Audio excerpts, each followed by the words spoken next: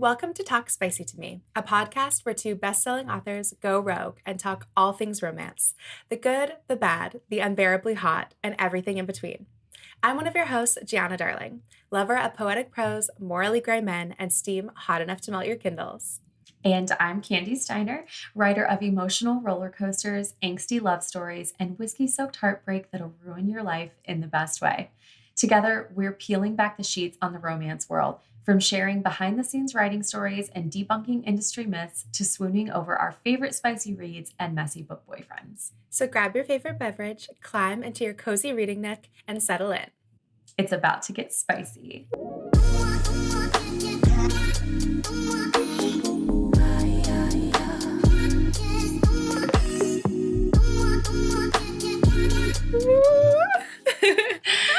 Hi, G. Hello, my love. How are you? I am so good today. It's one of those beautiful days in Tennessee. We've had rain all week and it's like the sunshine is out. It's in the 70s. I've got family coming into town. So yeah, it's a good day over here. How are you? Well, the sun is shining here too. And I'm an iguana. So when the sun is shining and I can be outside basking in its glory, I am such a happy girl. Honestly, I should live in a much more hot climate. I was going to say, you were not born to be in Canada. I was don't think. really I feel not like born. It is the mildest climate in Canada where I live, so it doesn't get like super cold and have snow and stuff like that. But really, I should live in like Florida or, Yes. Southern California or something like that because the cold is just not for me. So I'm happy that I will it's warm say, here. I would say from someone who lived in Florida for 20 years, we could not be more opposite. I know. I'm so tired of it being hot all the time. I love Tennessee. Tennessee has a very like moderate climate, which I really enjoy. But I do love visiting tropical climates now more than I did. Like I appreciate it now that I don't live in it. That's fair. So when we make a trip to go, to Mexico or something, I'm like so excited. Whereas it used to be like, I was like, oh, okay, it's just more like Florida. Okay, but I feel like are you a fall girly? Because that's what I get from Kandi Steiner's fall vibes. Yes, and you are summer. I'm summer. You're summer girly, Yes. right? Yeah, like 100%. Yeah, I'm a big fall girly. Yeah. I actually am really weird too. Like I love winter. And I think like most people don't love winter. I'm definitely more of a fall girly, but I really enjoy like the cozying up and like burrowing inside by a fireplace while it snows or I don't know. Like I really love those vibes. I love winter for the productivity that happens. Like I Yes. feel like I'm on my routines. I'm writing a ton, especially because I like it to be dark and moody out when I write. So I feel Mm. so creative. So I love that. But then when it's springtime, I'm like, huzzah, that's enough. Yes. I need to be Yes. outside. That's fair. Yeah. Yeah. By the time it hits like January 15th, I'm like, okay, Christmas is gone. Yes. I'm done with winter. Yeah. Well, yeah, because also like Christmas is actually pretty early in winter. So you're like November Mhm. and December, I'm like, whatever. They feel like nothing. Even the beginning of January, it's fine. But then you're like, wow, it's going to be winter for a little while longer now. What do we have to And look I am forward over to? it. Like, no holidays, Yes. nothing. I will say like Valentine's Day is so different here than it was in Florida. Like in Florida, you could do so much on Valentine's Day because it was always nice and beautiful. Like Right. typically it's our winter, so it's like 70s and gorgeous and whatever. But man, when we were here, I was like, it's freezing. I don't want to put on a dress. And Yeah. like Let's just have an so inside much. date at home with our fuzzy socks Yes. on. Correct. Cool. Well, all right. Speaking of cozy and hot and all the things that we love, let's get into this week's Spice Report.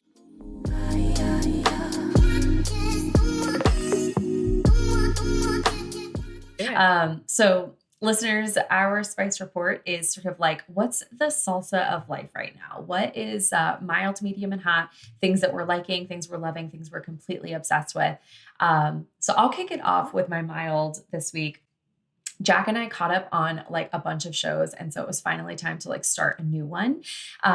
And we got to return to the Gilded Age. So we have watched season 1. We're now watching season 2. Have you heard of the Gilded Age? I've heard of it, and I've watched The Buccaneers, which I feel like is a similar-ish thing, but I have not watched The Gilded Age yet. Okay, I have not watched the Buccaneers, so sounds We'll like I need to switch. check We'll that one switch out. them up. Yeah. Yes. So I think it's on, I'm pretty sure it's HBO Max, and it's so good. And we just found out season 3 is about to come out. So perfect timing that we're catching up on season 2. But that's my mild because we just watched the first episode, but it's like, it's one of those shows that as soon as we started watching, I was like, I just love the show. Like, I love thinking about what New York was like Mhm. in like the 1800s when everything was being built and there's like old money and new money. And like right now, currently in this season, they're talking about like the Met is being built and like old money New York is like, ew, we don't want the Metropolitan like Opera House or whatever. And all the new money people are like, oh, we're definitely investing in that. Anyway, it's Oh, really I fun to love think about that. what it was like. There's actually a series of books, and I don't know the author off the top of my head, but they basically write these huge biographies of cities, and they have a New York, they have a Paris, they have a London. Those are the 3 ones that I've read, and it's basically like a lifetime history of that city, and it talks about, like, when they got the Statue of Liberty, when the Met was being built, all of these things, and they relate it to, like, a human scale with, like, little human interest Ooh, stories. It's really ooh. yeah, if you like history at all, I highly recommend. They're thick babies. They're not to be trifled with. But even just like ducking in sometimes and reading a couple chapters because they you can read them kind of isolated. They're really good. Highly recommend if you're into that kind of thing.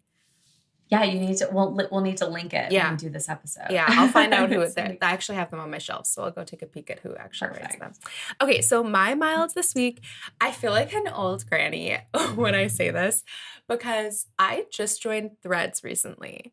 And I had not been on Threads Welcome. before. Yeah. So I was always, you know me, I'm like a positive Polly. The Mm. negativity of life just rolls off my back. Like I just don't want anything to do with it. So whenever Threads would try to entice me by showing me negative snippets on Instagram, I was like, ooh, I don't think this is for me. I was like, I don't know about this. But then sometimes I would see things from like friends, for example, from you, and I'd be like, what's Kandi doing over there? Because you're quite, involved in Threads. So I finally pulled the trigger and got Threads. And it's my milds because I'm still a bit trepidatious. There's definitely Mm. still a lot of negativity, even if it's like well meaning negativity. Do you know what I mean? Like they're Yeah, advocating I for do. something or they're talking about problems in the industry. Like we obviously need to have those discussions, but I do feel like when I log in, the feed is very negative, It's overwhelmingly negative which is sometimes. a bit Yeah, hard for me. Like, and maybe I need to me curate it too. more to see more You do. positive things. But at the same time, I do like that it feels kind of small. It feels like I'm seeing all the people in my space. I'm seeing the conversations that are being had. It's very topical. And even though I want to bury my head in the sand and not know about like, negative stuff, at the same time, it's kind of valuable. So it's like, oh, okay, Yes. there are these problems that are going on in the industry. I've also had those, or now I know that I need to advocate for those more. That does make me feel Yes. like it's a space that I need to be in just in order to be aware Yes. and proactive about like issues. And what I love about Threads right now is Threads right now is reminding me of like TikTok in 2022 Yeah. or 21. And it's also reminding me of Instagram back in like 2017, 2018, meaning like you don't really have to pay to play yet. Mm-mm. Like Threads is trying to get more people over there. So they are rewarding you for having engaging conversations or having threads that take off and stuff. So I've had a few little tiny like viral moments, Mm.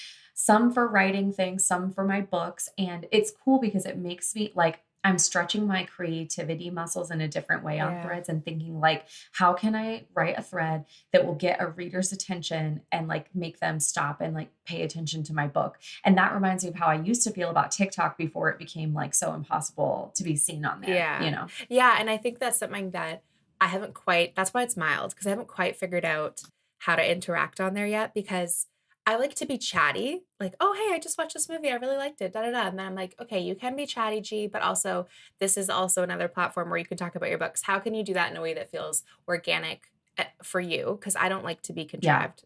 It's hard for me. Like, No, and you shouldn't be. I mean, listen, we're all talking about random stuff over there on yeah, one of my most viral threads was me talking about my Chipotle order and why I was like, what is in this order that randomly sets my mouth on fire every now and then? Because it's a great bowl, but every now and then I get a bite that I'm like, did I order a habanero pepper without knowing? without knowing. And it's like, and it's my most viral thread because people were like, oh, I think it's this or I think it's that. And then there were people who were like, you're stupid. Like it's Chipotle. Literally everything is spicy. And I was like, that's incorrect because I can handle mild spice. But Yeah. I'm telling you, they like hide jalapenos in everything that I was not aware of. Or So maybe it's anyway, like those shisho peppers where like 1 in every 100 is really spicy. It's like they add yeah, those in just to like mess with people. just to It's just fuck with like you, just to keep you literally. on your toes. That's funny. The one Uh, that has done the best for me so far is I I asked what is readers' problems with blonde MMCs?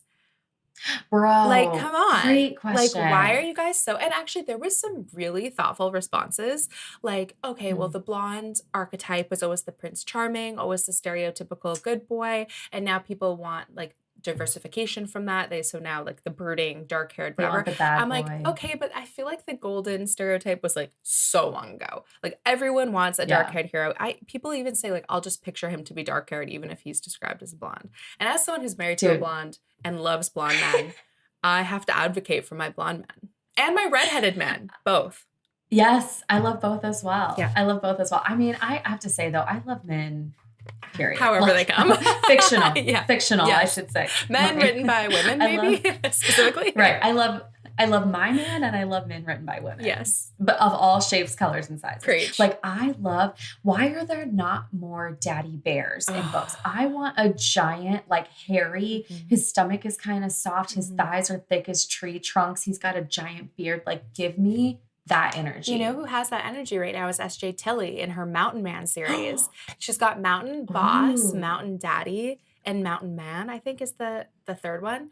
And that's the whole vibe. Okay. Is because she like just moved to the middle of nowhere, Colorado. So she's writing about like sexy daddy mountain men. And Mountain men. That's a okay, nice done. vibe. Yeah, I'm there we go. adding it to my team. Okay, so what's your medium? Okay, my medium is so I am starting to like try to get a little bit more back into country music. And what I mean by that is like I love country music. I sort of got scorned by like the pop type of country music that had been happening for a while that just didn't really resonate with me. I still like, I listen to Stapleton, I listen to like Luke Combs, and like I have a couple of that I really listen to. But when Post Malone's album came out, I really enjoyed it.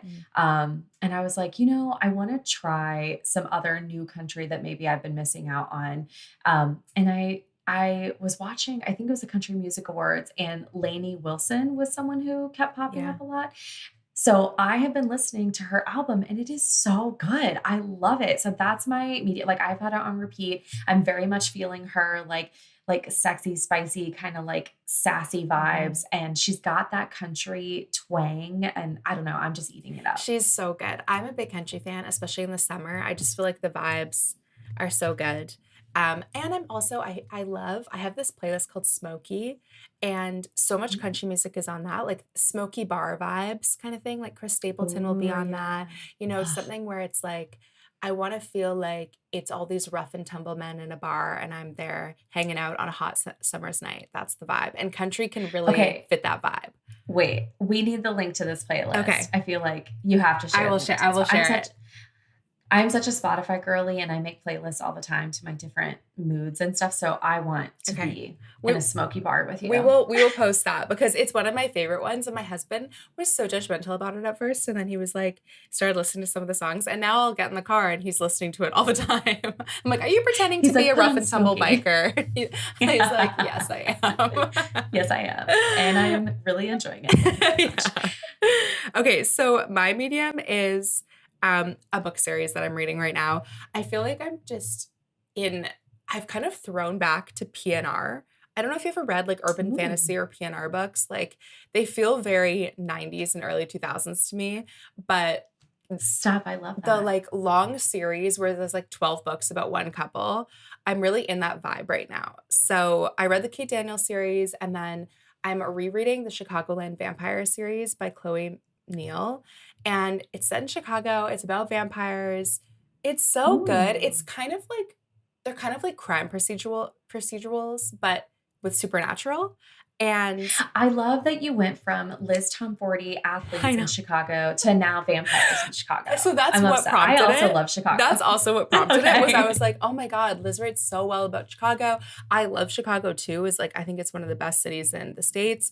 So I was like, what else do I know that's set in Chicago? And then I'm like, oh, I years ago read this series called Chicagoland Vampires. Let's go. But I will say I was a bit devastated because food is such a big thing in this series. And I love that. And it was always talking about where they would go to eat. And I have all of the places highlighted from when I read it before on my Kindle. So I'm like, oh, well, I go to Chicago sometimes. I'm going to look these places up and like put them on a list. She'd made up like most of the places, which felt very much like a betrayal to me. I'm like, if you're going to write somewhere. You know what I mean? Like where food is a big deal, and Chicago food is a big deal. There's tons of places that she could have used. So that's my one grievance with it. But otherwise, it's like 13 books. And I'm Oh, on book like 9, and I'm having just such an absolute blast. It's just fun and adventure, action, romance. As someone who grew up with a single mom, I watched a lot of rom-coms and a lot of action flicks, and that's what it feels like. It's like a great oh, combination. marriage. Yes. I love that. I'm such a big Chicago girly too. In fact, so The Wrong Game and the Right Player that are about to re-release into bookstores, they're both set in Chicago. And one of the things that I love about that is in the first book, she's like a big hot dog girly, and Chicagoans take their hot dogs seriously. Mhm. There's are you a Nathan's person? Are you a Sabrette person? Like who, like what do you put on your hot dog? And she's sort of a monster in their eyes because she loves ketchup and melted nacho cheese on her hot dog.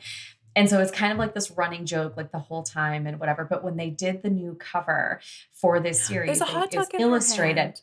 He is Yes. literally holding a hot dog because they asked me, there was like, are there any like Easter eggs that we could put on the cover that you think the readers would love? And I was like, oh my God, make him hold a hot dog with cheese and ketchup on it. And they did, and That it's is everything. so It makes fun. me so Okay, well, happy. I pre-ordered those, so I'm pretty excited about that because I haven't read those Oh, ones thank yet. you. Also, the new Oh, covers are thank you. so cute.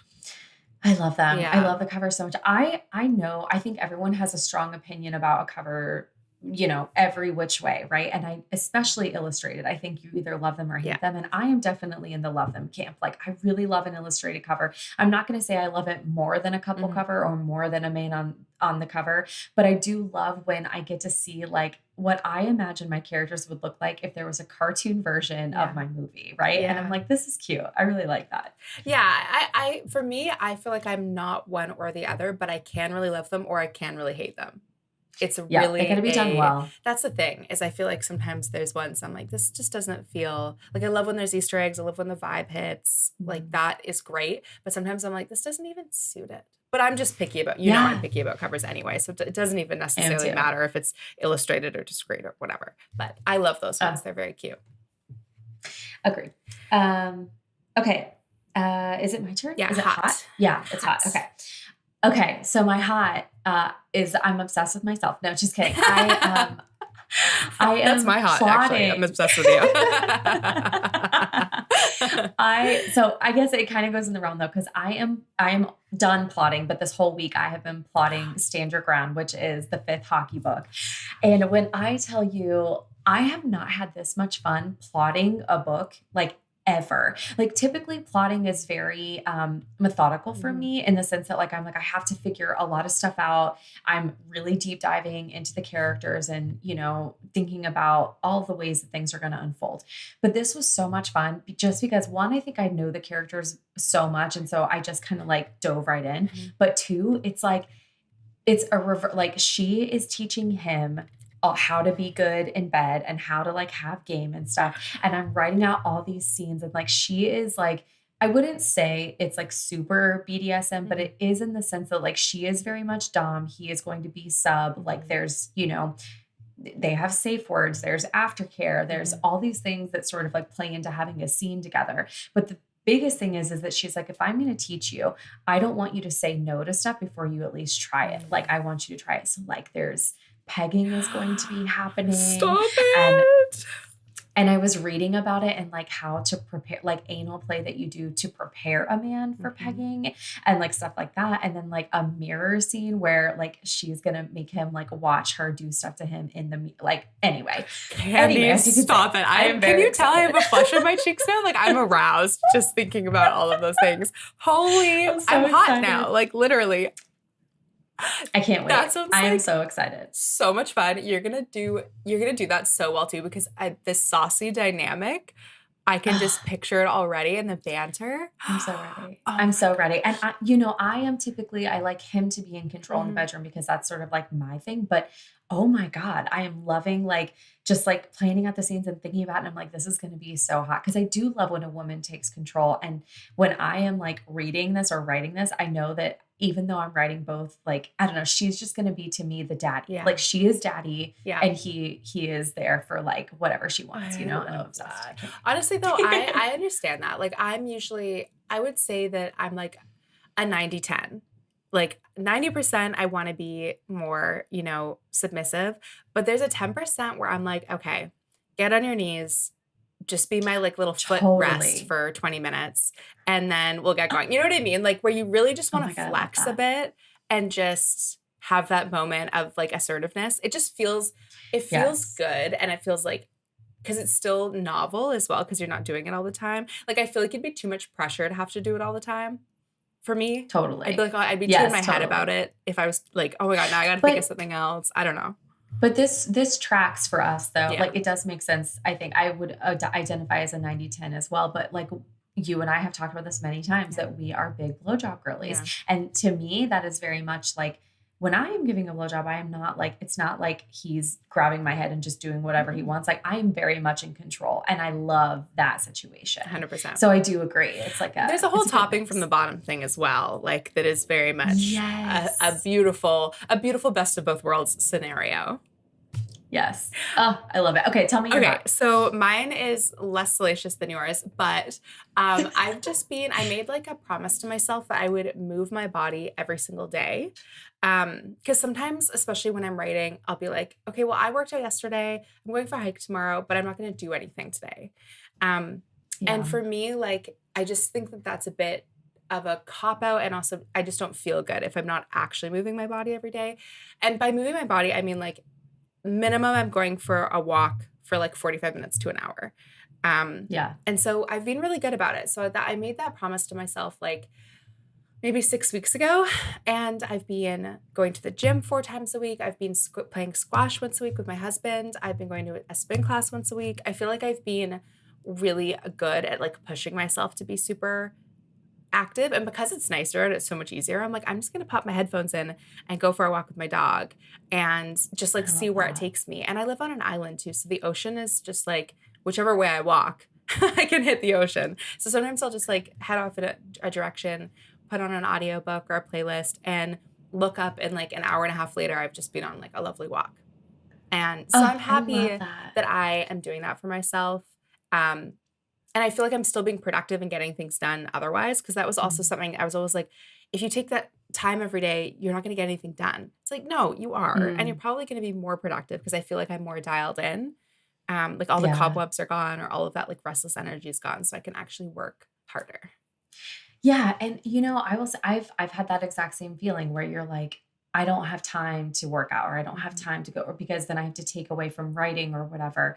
And for me, I have learned to like for me, if I have a bunch of stuff on my calendar in the afternoon that I'm like, oh my God, I have to write, and then I have all this other stuff and I don't have time for anything else or Mhm. whatever. So I have learned to try to like balance out my schedule more Mhm. and I prioritize that movement because I'm the same way you are. Like, I just feel better Yeah. if I get out and I move, whether it's a 1 hour workout or going for a walk Mm. or stretching in my living room. Like, it doesn't matter. Just Yeah. some sort of completely like no screens in my body time. I think that it's like because we're in our brains so much, obviously in two capacities, right? As creatives building worlds and then as executives arranging those worlds to, in real life. It's a lot of Yeah. brain time. And sometimes you just need to get out of that space, whether it's good Yes. sex or good exercise. We just need to be in our Yeah. bodies and out of our heads for some time every day.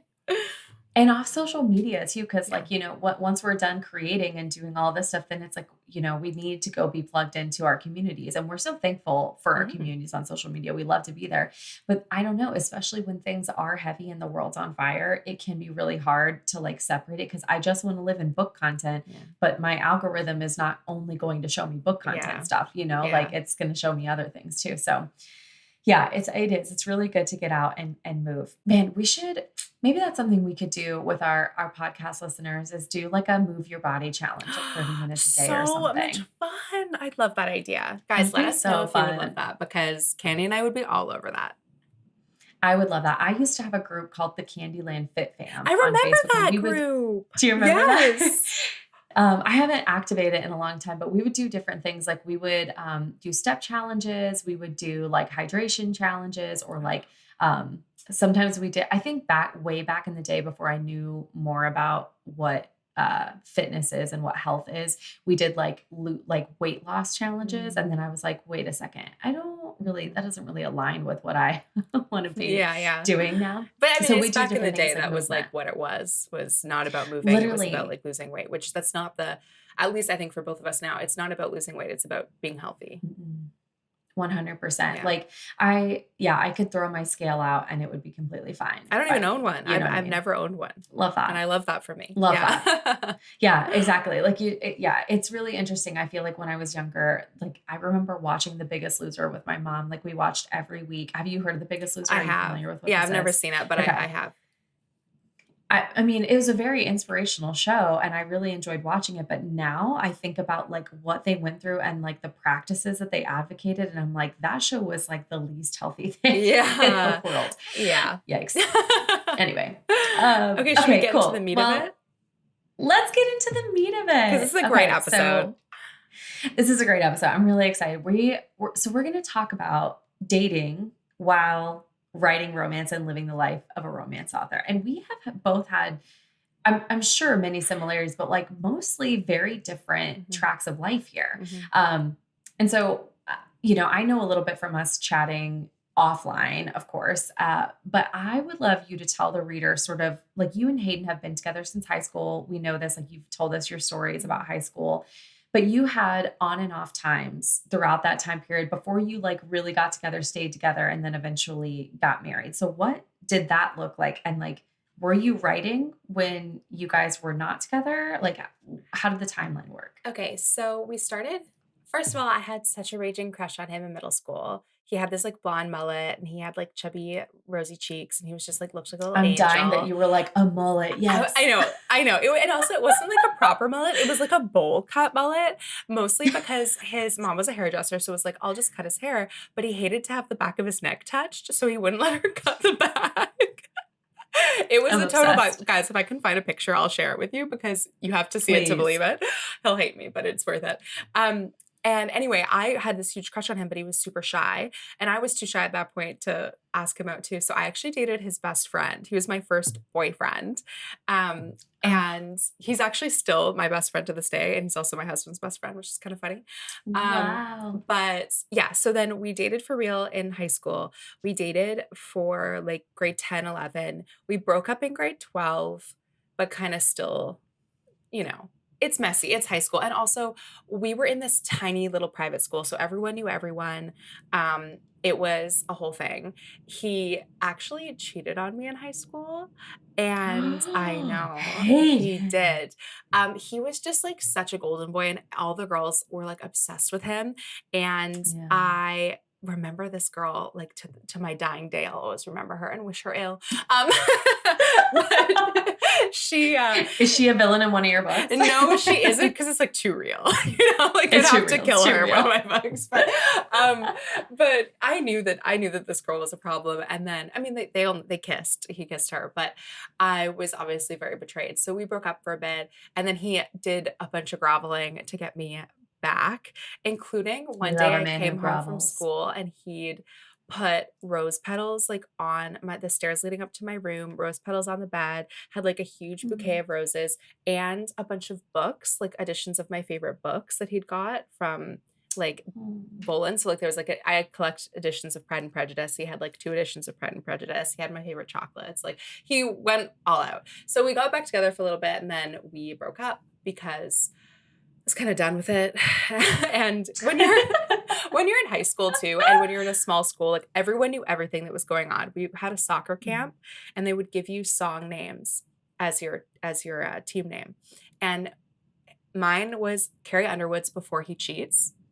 And so in front of this camp of like 100 people, that was the song they played for me. And I was like, obviously a bit humiliated. But Hayden got What Goes Around Comes Around. And then we played each other in 2v2 and I beat him twice. So that really is karma. But anyway, so that was a long time ago. And then we were still good friends because we had the same best friend group. But it was kind of awkward between us because he was still super in love with me. And I was like, I'm over it. I don't even care.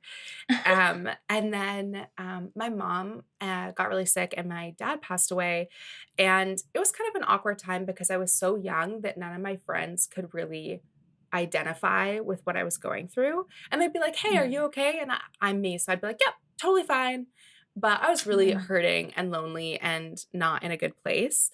Um, and Hayden was actually one of the people who like helped me come alive again. We started to be friends again, Um, and we would plan these adventures every Saturday. Like we would take turns planning them. So we'd go to a waterfall or like on a hike or go like for a picnic or whatever. We would just spend the whole Saturday doing something fun together. We called them our not a adventure waterfall Saturday. date. I love that. I know. So we became and like just as friends though, because I just needed someone to Sure. like help me just Can we experience also pleasure like again. can we find a different question for people who are grieving? Why are we always asking, "Are you okay?" Like, no, I'm No. clearly unokay. Like, Yeah. very not well. Thank you. And I think it's like it's almost like you're asking because you want validation that you asked and that's Sure. enough. To be fair, Yeah. like I don't hold it against any of the people in my life because I think they were all in high school, like going to parties and or in college going to parties and like experiencing independence for the first time. And I was caretaking a really sick mom for most of those years. And, I just lost my dad. It was so unfathomable to my people. And I do a Yeah. really good job of being like, everything's fine. That I feel like I almost even convinced myself I was fine. But Hayden noticed, and Um, so that's like how we became oh. friends again. Um, and then we started sleeping together again when I was 23 on my 23rd birthday. Oh. We ended up in bed together, and I woke up and I was like, "Why haven't we been doing that the whole time? I forgot how great that was." And then we saw each other kind of just like casually. Oh, it wasn't casually emotionally, but it was like casual because I was still a little bit like, I don't know about this. There's a lot of fish in the Mm. sea. And I was spending every summer in Europe trying to learn French. And so I would usually like date someone when I was away and then come back and like, oh, but he's not Hayden.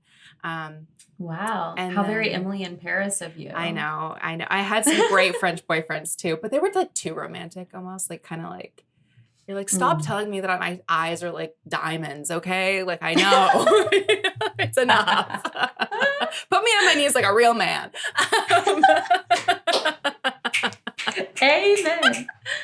so they clearly weren't my type, those Frenchmen. But yeah, and then I was 25 and I was like, okay, I Wait, pause. mhm. When did you start writing romance? Have you started writing romance Yeah, yet so when I at was this point? 24, I released my first book, Okay. which was The Affair, Okay. and Hayden was the first person I told and the only person I told for quite a while. So I released my first book, didn't tell anyone, released my second book, told Hayden, and he was like, "That's great." And I was like, "Oh, okay, great. So like you think it's like if I wanted to be a writer, you think that's a good idea?" And he was like, "Of course. I think you should do whatever you're passionate about." And I was like, "Oh, swoon." Oh. And then I was like, "What if I don't make any money?" And he was like, "Well, writers aren't known for making money, so prepare for that." I was Yeah. like, "At least you're I mean, he pragmatic." has a very good point there. He has a very good Yeah, point. but it was still nice to have the support. And my mom was Sure. very unsupportive of that. So it was nice to have someone in my corner being very vocal about it. And after Mm. that, he kind of encouraged me to tell more people. So I started to tell more people that I wrote on the side, kind of thing. Anyway, I was like, I was supposed to go to law school. Lots of people know the story. Really didn't want to, really wanted to be a writer. So I was like, I'm going to move to Europe. I'm going to try food writing, like being a food Mm. journalist and writing romance at the same time, see what sticks. So I told Hayden I was moving to Europe and I was like, okay, here's the deal. I need to move across the world if I'm going to get over you. If you don't Oh. want to be with me in a real way, then don't talk to me. Like I can't hear from you. I need like the full year and a continent apart from you to like actually get over you. So please respect me Mm. enough not to talk to me. If you do want to be with me, I want to hear from you every single day. I like because you're contacting me, I want you to be telling me how wonderful I am, how much you love me, how much you want to be with me. Yeah. And he is a guy who had like a lot of like kind of family baggage and relationship baggage, and so I knew that was hard for him being like the words of affirmation piece, real tough one for him. But obviously, if you're long Mhm. distance, you got to do that. You So have to, yeah. Anyway, I went away and he talked to me every single day and Oh, like would send me pictures of the sky at my favorite time of day and be like, I'm thinking about you. Like this time of day always reminds me of you. All these he like, stepped up. If he wanted to, he would. exactly. Amen. And I was like, what if I don't come home at one point? And he was like, well, I would just show up in Paris and drag you home. Like, I don't care. Oh, I don't care. Like, we're meant to caveman be together. style. And I was like, okay, fine. And it was funny because all of our friends were pretty not supportive of us being together because we had the same friend group. And they were like, we don't want drama. You could ruin the friend group. You guys you guys are the hosts and like organize everything. What happens if you break up? So that Mm. was kind of hard when we got together for reals when I came home. This is so funny because, listener, right before this episode, Giana was telling me that her and Hayden are literally hosting a barbecue tomorrow Yeah. for all their friends. So they are still the hosts. We're still the hosts. We are. But I will say it was really bumpy and I lost two really good friends, like of my best friends, when I decided Oh. to be with Hayden, which like, whatever, I would lose anything to be with him. So it doesn't matter, but definitely weird to have, you think you've been with someone for so long or you've been dancing around someone so long, it wasn't a surprise to anyone. I would run into people on the street or I still run into people on the street. I'm like, hey, what's up? Like, what have you been doing the last 10 years? I'm like, oh, I'm a writer. I married Hayden Campbell. And they're like, oh my God, you did? Like, of course you did. I'm not even surprised. Like, of course. So Listen, yeah. I saw a GIF the other day, or like a meme that reminded me of you, and it was like, what do you mean? I don't want a man who's casual. I like my men like I like my thongs. And the like person comments or anything was like, up my ass, like with like clapping emoji. Yes, 100%. I was like, this is Giana. Yes. I love this. Yes, 100%. So that's the long and the short of it. We've been together now 8 years since then, and obviously married for 2. Actually, our 2nd year anniversary is next week, or in a couple days. Happy anniversary. Thank you very much. That's so exciting. Yeah, it's a good one. Yeah, I mean, so Giana and I were going through a lot of this at the same time. We got married like within a year of each other. I got married in the fall. We started with getting a dog like at the same time. We got to talk together. Yeah. And then we got married at like the same time. There was one Instagram live that we did where we took a screenshot because it's her holding Romeo and me holding Button, and they're just like floppy puppies so in cute. our faces. We should find it and post it. We should. Yeah. And then we got engaged and then we ended up getting married pretty close. And it is really cool too, because we all like, when we go to book signings, the 4 of us all hang out and get along. And like, I adore Hayden and Jack adores Hayden. And we adore you guys. It's so fun to hang out. But okay. So Hayden has been a part of your career, like this entire time. So what has that been like with your readers? Like, do you feel like your readers are super invested in your relationship, and like, do they get excited when you share, or are they just kind of like, whatever, I don't really care? No, my best posts are always about the 2 of us. Like, they'll be like 3x whatever engagement I get on anything else. They like live and die for it. I still remember the first signing Hayden went to with me. We were in the bar, like at the meet and greet, and someone came up and they were like, oh my God, Mr. Darling, does that mean Giana's here? And Hayden was like, oh my God, I was just noticed. He was like, oh my God, they know me. Which is very funny. Dude, so many times Jack has come up to me when we're at events, or like even when we're just out in public somewhere, and he'll be like, somebody just recognized me and was like asking where you were and stuff. And he would joke, he's like, it's just because I'm bald. Like, I'm so easy to spot or whatever. And I was like, I think it's because I'm obsessed with you and I've posted about you for like, 5 years now, 6 years, whatever. The thing is, I vividly remember like when you started dating Jack, and because you were sharing so much about your journey, not just with Jack, but like dating before him, like going out on dates, your divorce, like you were so transparent with your readers. So I feel like they were so invested in this whole journey, and now probably think that like Jack is just a part of the fam. Like they're in on this with you guys. He is. And oh my gosh, it's so funny because we'll have I'm sure you do too. Like there are certain readers that we're at signings, they will ask to take a picture with both of us. Like instead of just me, they want a picture with both of us. And he's always like, like I'm famous. He's so cute. It is really fun. But I love that. And I will say, like, I started this whole writing thing when I was younger, and I definitely didn't like I'm glad I did, because I think if I were to start now at 35, I don't know that I would have put as much of like my personal life online. Mhm. And I'm so glad that I did, because I did. I took my readers through everything. Like they were there when I was with my ex-husband. And, you know, I'm not posting about things being terrible with Mhm. my ex-husband, right? So it's when the divorce happens that I kind of like open up about it. And I didn't really ever come out and say like, I didn't do like a big like I got divorced post or whatever, but like there were signs, right? And then people would ask me about it and I would just explain. And I never wanted, and still don't ever want, to talk about my ex-husband in any sort of like negative way. Like, you know, I think when I was younger and we split, I wanted to blame everything on him. It just felt more validating to me. And I did go through a lot of shit with him, and he did need to grow up. He did put me through a lot. Mhm. However, I also hurt him. And I realize as I've gotten older that it never is just one person. It always takes two in a game like that.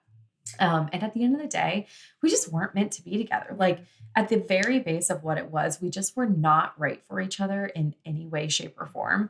And I have love for him and hope that he's doing well, but I am so glad that I'm out of that situation. Yeah. And when I first, like, I mean, I've been a writer just like you were 8. I think I was 9 Mhm. when I first started writing. Like we have been writers. It is in our blood. It's all we can do. And so when you are a writer and you're going through something painful, writing is just what you turn to. It's what you turn to like let things out, to process, to escape sometimes, just depends. And um, I'm very thankful for the pain that I went through, because some of my best books, I think, came out of that time, or the lessons I learned during that Mhm. time. Like, even if I didn't write the books in that year, I get a few years down the road and I learn another lesson and I look back and I think like, wow, I'm so glad that I experienced that hurt and that pain. So, can I ask you quickly then, if you had to do one book that you think like really speaks to the time for your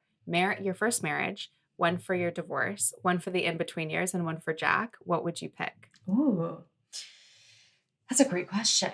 Um, okay, the book that would be like while I was married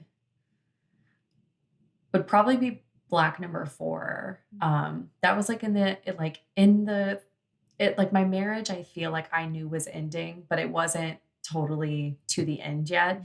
Mhm. And I do, like, I remember I thanked Ryan in the back of that. And like, you know, I did, um, at that time feel like I was being at least slightly supported. Mhm. Maybe not all the way. Like he used to have this thing where like I had to ask permission to write. Like I was only allowed to write on Wednesdays. It was a really weird thing. Like he had some things he needed to work through. And I was Mm. young and kind of like let him take control of me in a way that I would never now. Yeah. Um, you know, so, but I would say Black Number Four. And then my divorce is definitely A Love Letter to Whiskey. Like I was actively writing A Love Letter to Whiskey while I was going through the divorce.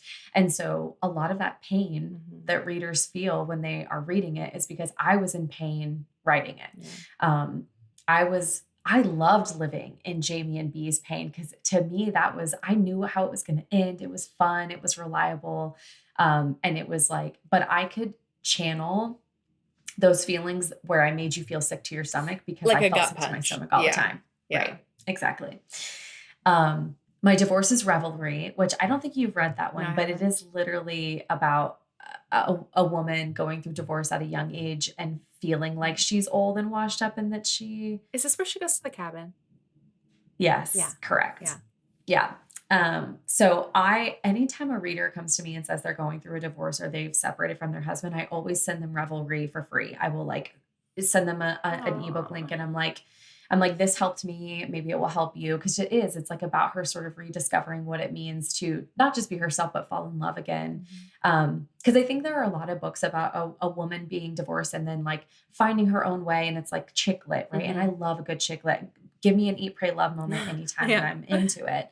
But I wanted to show that like her situation is she finds love almost too quickly, Mhm. and doesn't trust herself with it and isn't sure like, you know, how to navigate that. And so that was what I wanted to show, was like Mhm. finding love after divorce.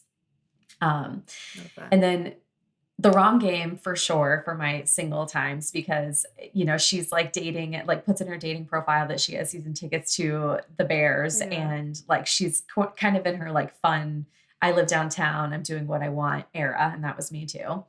Um, and then my marriage now, I would say is probably False Start. Mm. False Start is like the last book in the Red Zone Rivals series. And like, yeah, I would say that one just perfectly Interesting. sums up the care and love and like there's no third act breakup. There's like basically, I mean, it takes a while for them to get to their happy moment, but like, he's obsessed with her from the beginning and he won't, So that was a great I question. love Thanks that for you for though, that. because you can even tell by the evolution of you talking about those books and like the different dynamics of them that what you have Mm. now is so golden and Oh and man. also just like so hard earned. And I think that's something Yeah. that as romance novelists, like, and as particularly you and I love angst and conflict, like internal, external in our books, because we want that golden era to feel hard won. To feel like, Dude, there's so totally. much growth and there was like, you fought for each other, you fought for yourself. And that's how you got the happily ever after. And that's what you literally did in real life. Yes. And like, for me to go from someone who like, I think wanted to be supported, but truly was not, and did not understand my love for writing, did not want to see me successful because that meant less like he wanted to like keep me in a box inside the house, if Mhm. that makes sense. Like Mhm. he wanted, A house uh, cat. uh, he wanted a house cat. Yeah, for sure. And I am so not that person. To then have someone like Jack now who is like, he literally works for me. He is so supportive. He's at every book signing. Like he's doing everything he can to lift me up. And he's so proud of me. And that was something that I discovered through dating that I really needed. Like there was a guy before Jack that I dated for about a year, and my readers would know him as Mystery Man. I don't know if you Yeah, I remember do. Mystery Man. Yeah. So I dated this guy for about a year. And I think I confused a lot of my feelings for him for love, like because I wanted to be loved so badly. This was very much a like tender time in my life. It was like post divorce. I had been in the like fuckboy stages and was like, God, it's terrible out here. And then I meet a nice guy and he's so nice. But like looking back on it, I'm like, he was a nice guy. And I listen, he is still a great guy. I'm thankful for that relationship. I think it prepared me for Jack. But at the same time, like I look back on it and I'm like, he didn't want me to show his face because he was like kind of embarrassed of like what I did, right? He was a pastor's son, and definitely we very much did not vibe in that way, right? And so there was a lot of like, subliminal messaging of like, oh, you do pole, let's not tell people. Oh, Yeah. you write romance, let's not make it public that we're together.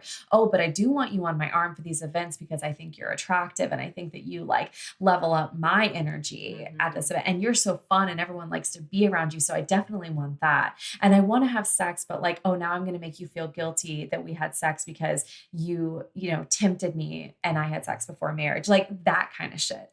That now I'm like, bro, be so for real. No, that is such an ick because it's like you can't pick and choose. You can't pick and choose No. with a person. Like if you're in love with someone and you want to be with someone, you have to lock, stock, and barrel, baby. There is no picking and choosing. And especially the irony is he was trying to hide some of the best parts and most wonderful parts and unique parts of you.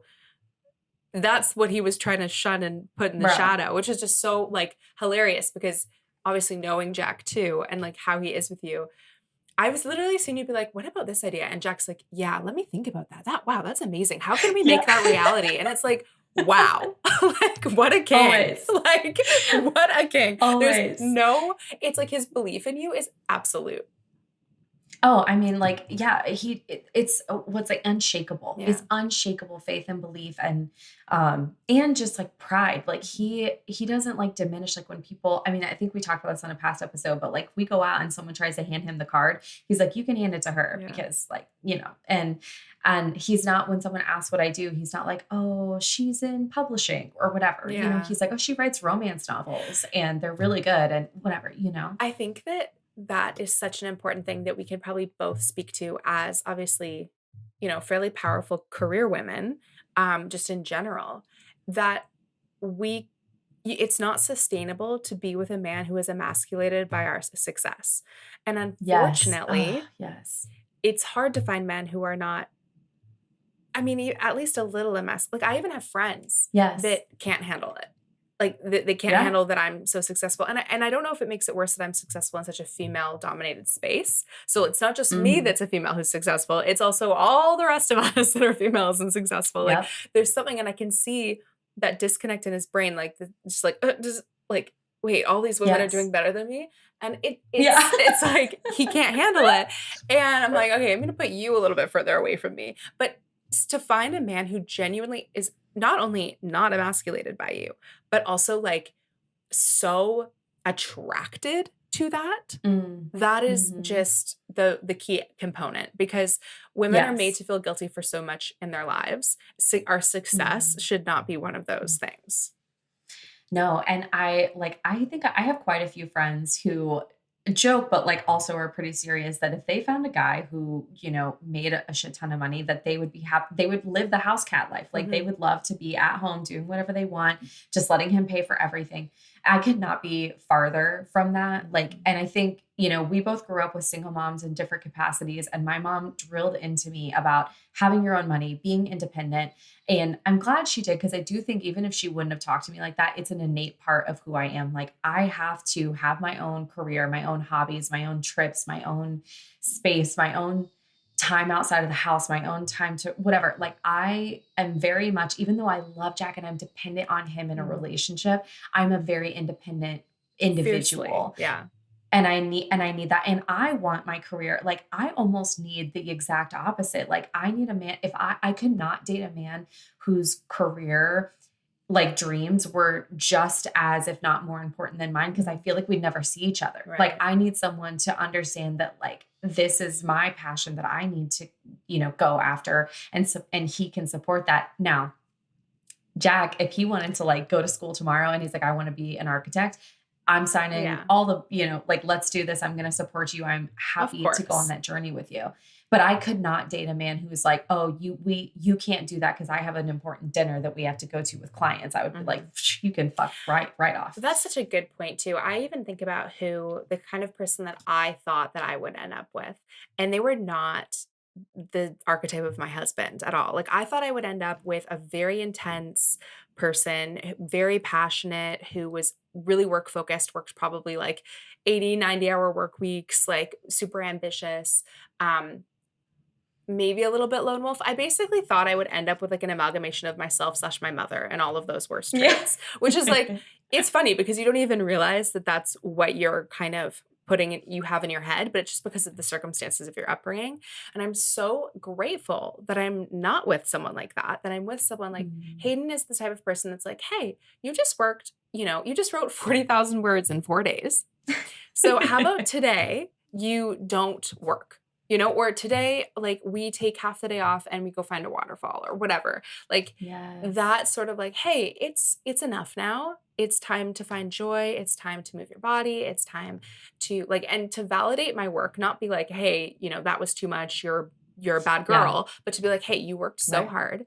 Now, what other things can bring you joy? What else can fill your cup so that you feel Mm. replenished to keep going? And if I was Yes. with someone who was like a workaholic, um, kind of as well, or, even more than me, I would be sick all the time. I would probably be Dude. really unfulfilled. And so it's funny that what you think you need versus when you find Mhm. it, what you actually need. I talk to so many of my single friends about this all the time, because I think a lot of women are confused about what they think they want Mhm. versus what they actually want. And they end up dating the same type of guys over and over and getting hurt and getting pissed off. And I'm like, do you see the pattern though? Mhm. Like, I I think know. we need to take a moment. It took, when I was in my single stage, like I realized very quickly, I was like, oh, I am not a one night stand girly.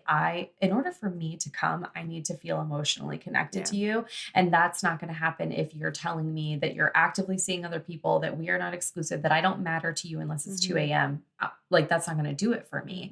Mhm. I don't care how hot you are. Yeah, Like, yeah. it's not going to do it for me. Yeah. Um, and I, yeah, I really do love, like, I mean, I don't want to get mushy. I'll stop it here, but I love the way Jack loves me. And I know you love the way Hayden loves you. And I think they love the way we love them. And it just, that's the sort of thing that I think shows up in our books without us trying, right? Is like, we can write, like, I am not writing a Jack, you are not writing a Hayden, but there are little moments of life and also just the way that love changes you over time. Like, I can write these really romantic scenes or these really sexy scenes or these really powerfully emotional scenes, not because I'm a hurt little girl dreaming about pain anymore, but because I'm a healed woman who has walked all of these paths. And I can say, like, I know exactly what all these emotions are. And I know what it feels like to get that emotional payout at the end. And I can write it so much more confidently now. You know? Yeah, there's a resonance there because it's lived experience. I do want to say, I just have to speak to it a little bit, of this idea that I think a lot of us feel like we're too much, like we're asking too much, that we are too much to handle, that we have to diminish ourselves in order to be appropriate for someone, whatever. And it really grinds my gears because, like, women are a lot in a beautiful way. We're complicated. Yeah. We, like, I just recently heard this study by Dr. Amen, who's like one of the leading brain doctors in the United States. And he said, women's brains are amazing and they are so different than men's. Our, like, frontal lobe is always going. We're always thinking, processing. It's overactive, which means that we're actually why women are more prone to anxiety and depression, because our brains don't stop. Yeah. So yes, we're a lot, in a great way, in a wonderful way, not in a way that needs to be diminished, not in a way where you need to, okay, well, he doesn't love me as much as I love him, it's fine. None of that. Like, you can and you deserve to feel like every part of you is amazing and can be understood, that someone wants to understand, that someone thinks you're an art and they want to dedicate the rest of their lives to studying you. Like, that is something that we write about in our books, and it can be a reality as well. And if you have that, I'm so happy for you. If you're looking for that, keep looking, because it is something that you can find. You just have to be secure enough in yourself to know that you deserve it. That was incredible. I feel like that is exactly where we end today's episode, even though I would love to keep going. That was so gorgeous. And I do hope that, listener, if you are in a position that Giana just said, like, definitely demand your worth. Because I will tell you, for me, the moment I stopped trying to be too little was when I found my real person. And so I do hope that for you listening as well. Yeah, and tell us your own love stories in the comments. We would love to hear them, how they relate to your reading, how they don't. Like, just let us know all. Inspire us, please. Yes, please. I want to hear it all. I like, even if it's like, I am not in love with my husband, but so I read books to escape, or if it's my husband benefits from me reading spicy books, or, tell us how you met, tell us what you love about each other. Like, I'm definitely here for that. And if you're looking for your person, tell us about that too. Yeah, I love that. Okay. So let's get into our green flag, red flag real quickly before we go. So this one actually, I think, is pretty on brand for this episode, and I'm excited to bring it up. I have no idea what you're going to say. Okay. Usually you're pretty dialed into my responses. I know. I was like, I actually don't know for this one. Okay. So today is it a red flag or green flag? And listener, what we do is I give a scenario, and Giana and I are both going to discuss, is it a red flag or is it a green flag, both in real life and then in fiction? And today's topic or scenario is grand gestures in public. So sweet, romantic grand gestures, or funny grand gestures, whatever, it doesn't matter, but something where it's a grand gesture, a declaration of love of some kind in public. Okay. I need to answer this for who I am as a person, which is like, I'm on the cusp of Leo Virgo, but I'm a Leo, like, I think in lots of ways. And we talked about in another episode, actually, when we were talking to Brittany Cherry, possession, like being possessive, being aggressive in that way really does it for me. So yes, 100% green flag in both scenarios.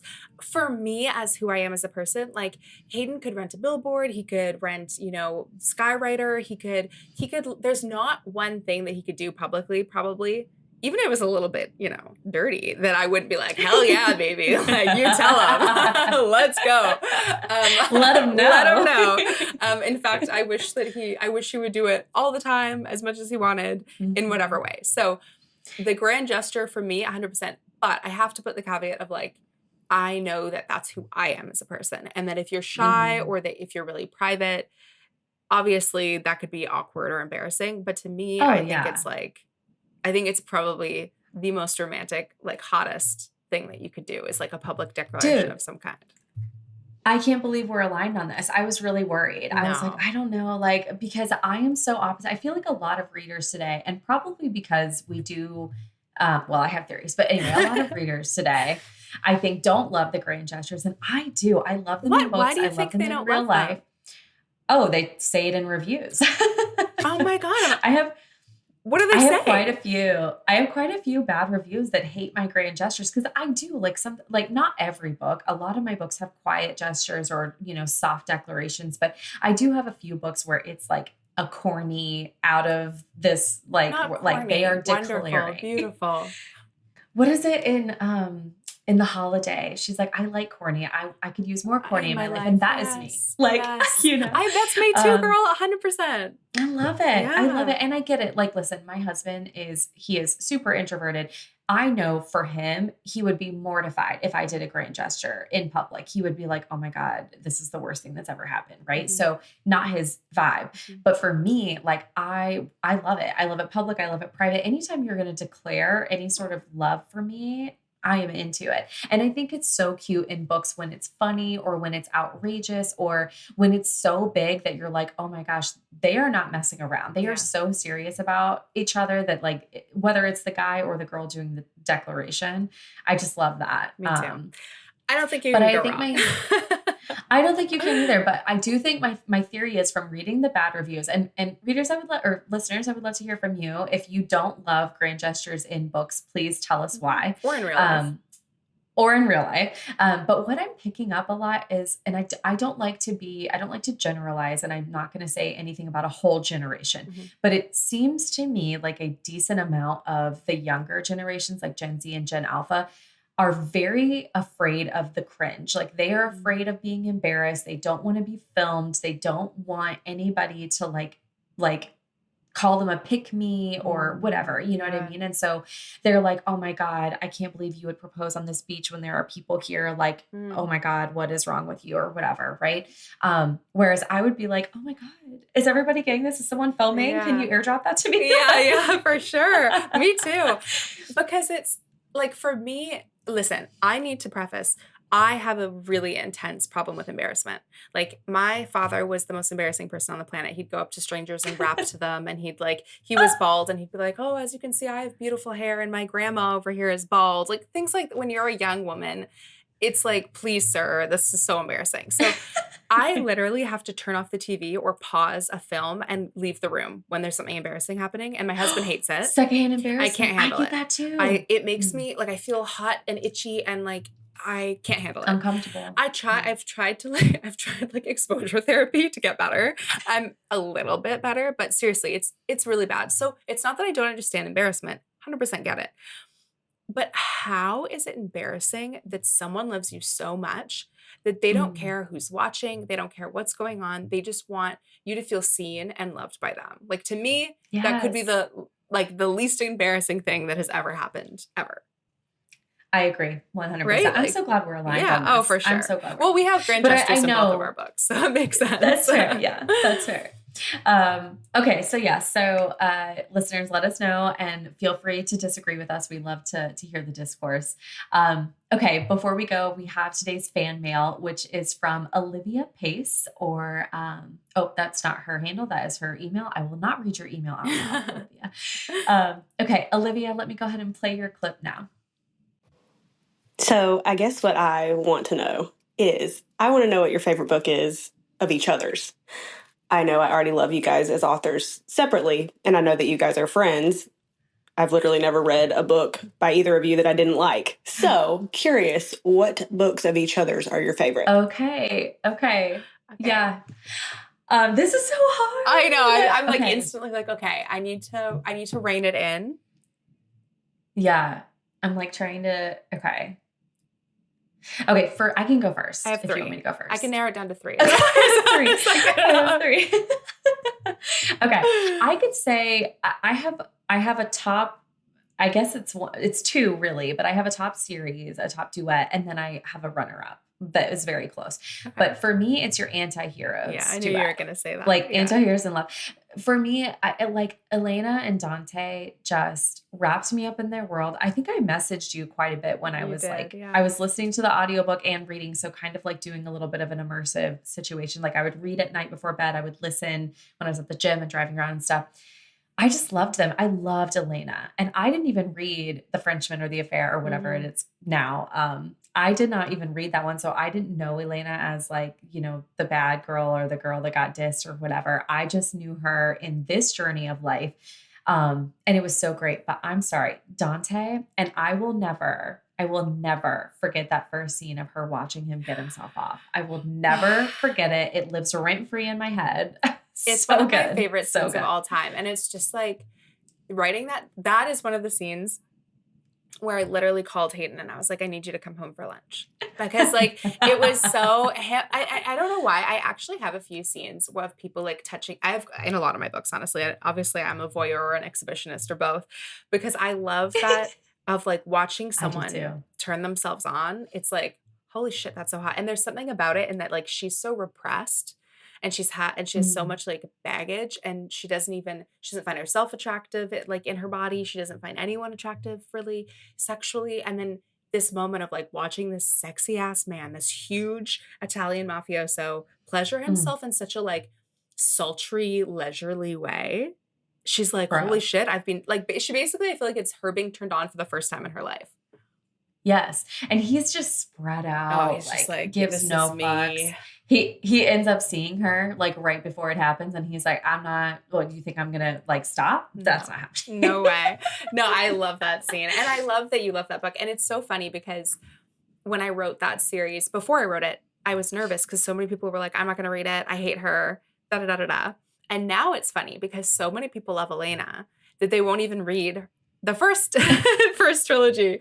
So it's funny that can happen, but I do that's a dear one for me. So I love that you love that one. Okay. Now the ones that I want to talk about. So, okay. No one is going to be surprised by these picks because all of them are Kandi Angst Fest. But okay. I think I can guess two of them, but I'm curious. Okay. So the first one that I'm going to say is Close Quarters. Yes. Okay. That was the one I knew. Yeah, because I'm obsessed with that book because Kandi and I share like a very vivid love of travel. And so like the vibes of this, like the setting on a boat, obviously you love Below Deck. And I know that like inspired this, but you know, the dynamics of like, it's forbidden because he's the like sexy billionaire that, you know, is off limits. And there's also kind of like a dynamic between the two of them of like, obviously he's a little bit more worldly and she's kind of like, I don't want to say she's like necessarily innocent, but she's curious about the world. Like she's wanting to be open to all these experiences and like live her life to the fullest. And there's this dynamic between them that just feels so authentic and sexy and real. And I love everything. And it's an age gap. Of course. So it's an age gap. Obviously, who would have known that I would love the age gap? But I love that book. I think about it all the time. And it's one of the reasons why I'm also, for many reasons, obviously, but so excited about Love Overboard because, which if you guys don't know, this is like Kandi's upcoming release and it's like an angsty cheating, also set on a boat, also inspired by Below Deck novel. So I cannot wait to read that because the vibes, there's like whole scenes that I replay of that book in my head sometimes, like if I'm on a walk, because I just think all of it hits so hard. If you haven't read it, I feel like it's not one of your most popular books, and it's not. It should be because it's so good. And I think everyone will like it, especially if you like my books. I definitely think you should read that, especially because it's age gap. Oh yeah, that's a very good crossover. If you love Giana, I do think that's the one. But also Make Me Hate You. Yes. Like, stop. Angsty girl. So angsty.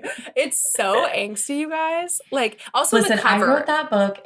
Oh, I love the cover. But I wrote that book in the pandemic. It was 2020 and the world was on fire. And I literally stopped all of my other plans and said, I need to write the angstiest book I can think of because that's how I get through the pandemic. You're telling me I can't travel? Yeah. Okay. Well, I have to, put it all into a book. So I love that one. I like had that like a pit in my stomach like from literally, because it starts right away. I don't want to talk too much about that one because I feel like it's kind of like you want to go in a little bit blind. You gotta go in but blind. It's, guys, oh my God, it is a classic candy angst fest. If you love that kind of thing, this is it's so good. And if you love Love Letter to Whiskey, which is my third choice, you'll also love Make Me Hate You because it's got a lot of like that same like, oh my God, like, that feeling of like Candy like kind of like wails on your heart a little bit.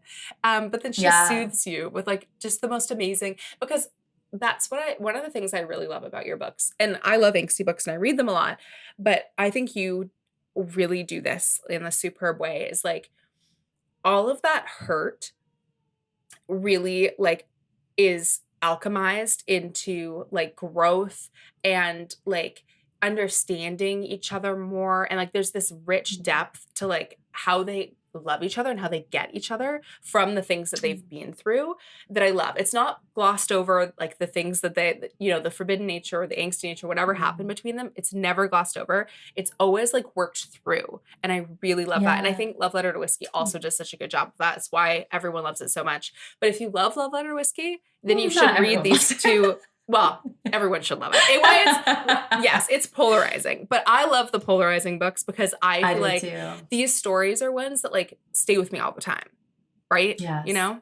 Yeah. I have a lot of books that I love of yours, but like those are the ones that like I feel like are embedded in my soul. Oh, I love you for that. Okay, well, my runner-up for you that came very close to my favorite is The Moon and His Tides, which is one of your newer releases. But I never knew that I would love like a love triangle as much as I do. It's not even a love triangle. It's like a throuple. Yeah, throuple. Anyway, it is so sexy, but also like beautifully emotional and rich. And like, there's so much of like that, like as you're reading and things are being discovered, you're like, wait, what's going on there? Wait, what's going on there? And there's like, you get a little answer and then there's more questions forming. And I love that in a book. And also just the rich, like immersiveness of it. Like, I love that we get to jump into each character's head. Well, at least our two men so far. And just see things from the different perspectives and like understand how deep they each are. Like Sebastian to me is so vulnerable and open, and Adam is like our little, like he's closed off. He's our little hurt boy. And I don't know. I'm really loving it. As you can tell, I'm still thinking about it. I just saw your announcement today that I have to wait another month dare I? for the next one. But I'm very excited. I'm willing to wait, and maybe I can actually finish Secrets and Masks before then because I am the slowest reader ever. So, but and that's also really long. But it's so long. By the time this comes out, they'll both be out, like book 2 and book 3. Yes. So you guys won't have to wait. But yes, if you're listening, you do not have to wait. You can listen to all of them. I think we all have characters that resonate with us a lot, and Sebastian, I feel like, is a very me character. Like he's a boy, but there's a lot about him that is very Giana coded, and I just like love my sweet baby boy who deserves the world, but like just doesn't. He does deserve the world. He does deserve the world. That was such a good question, Olivia. Thank you so much for asking that. We could probably talk about like each other's books a lot. As you can tell, we're big fangirls of each other, which is a very cool aspect of our friendship because we very much we became friends, I think, before we even read any of each other's books. We did. So that's kind of a fun thing, which doesn't actually happen a ton, I would say, in the industry. So it's cool that on top of loving each other as individuals, we also discovered a very lovely love of each other's works. Yes, and forevermore, because I just am obsessed with your writing and you as a human being. So ditto, girl. And readers, like I think another question we should ask this week on our social media is like, if you have to pick just one of our books that's your favorite, I would be very curious to hear what your answers are there. So lots to talk about after this episode. It has been so fun chatting with you, Gia, as always. I love you so much. If you're listening, first of all, thank you for being here. Please come find us on social media. We're on Instagram. We're on TikTok. We have a Facebook group that you can get access to if you come over to our Patreon. We would love your support over there. You also get access to our After Dark mini episodes with bonus content. And today's mini episode is going to be so fun. We are talking about location, aka the crazy places that we have done the deed, or crazy scenes with crazy places that we've written. So that'll be a really fun one. We'd love you to tune in for. Until then, we'll see you guys soon. Thank you so much for listening, and we'll talk to you later. Toodles. Bye.